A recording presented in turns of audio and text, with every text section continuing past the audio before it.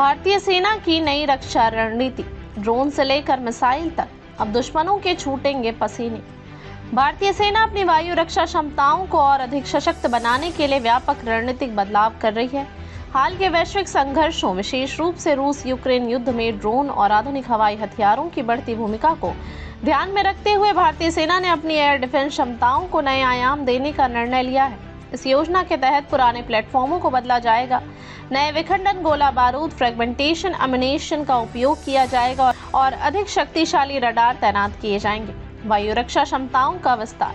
भारतीय सेना जल्द ही स्वदेशी रूप से विकसित quick reaction surface to air missile QRSAM प्रणाली का अनुबंध करने की तैयारी कर रही है। यह प्रणाली सेना की वायु रक्षा क्षमताओं को नई ऊंचाइयों पर ले जाएगी और हवाई खतरों का तेजी से जवाब देने में सक्षम होगी।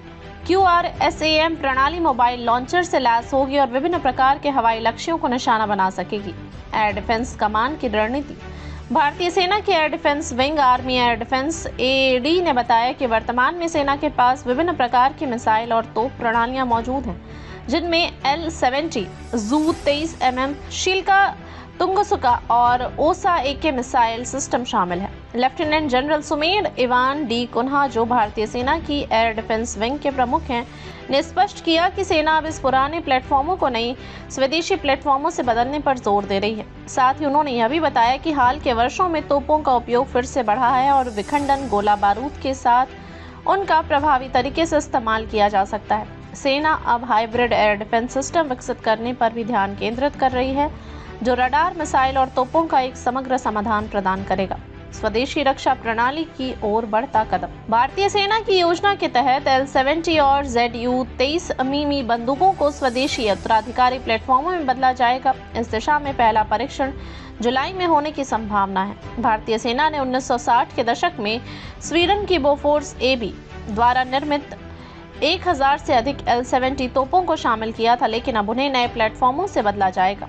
इसके अलावा शिल्का और तुंगुस्का जैसे पुराने प्लेटफॉर्मों को भी स्वदेशी उत्तराधिकारी प्रणालियों से प्रतिस्थापित करने की योजना बनाई गई है। वहीं OSA AK मिसाइल प्रणाली को QRSAM से बदला जाएगा, जिससे वायु रक्षा क्षमताओं में और अधिक मजबूती आएगी। सेना ने इस परियोजना के लिए स्वदेशी कंपनियों और DRDO के साथ साझेदारी भी शुरू कर दी है।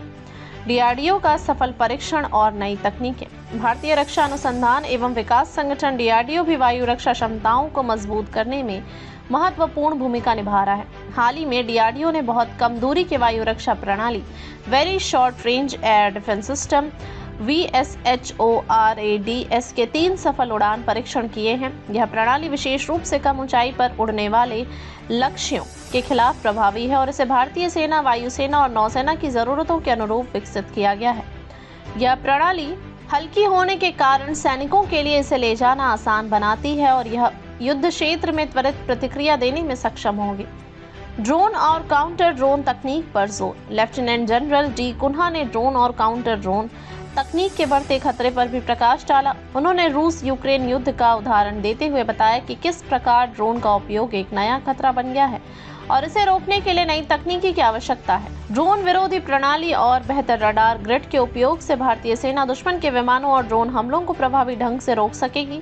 इसके लिए सेना इलेक्ट्रॉनिक वॉरफेयर EW तकनीकों का भी सहारा ले रही है, जिससे दुश्मनों के ड्रोन और मिसाइल हमलों को निष्क्रिय किया जा सके। भारतीय सेना द्वारा अपनाई गई नई वायु रक्षा रणनीति देश की सुरक्षा को नई मजबूती प्रदान करेगी।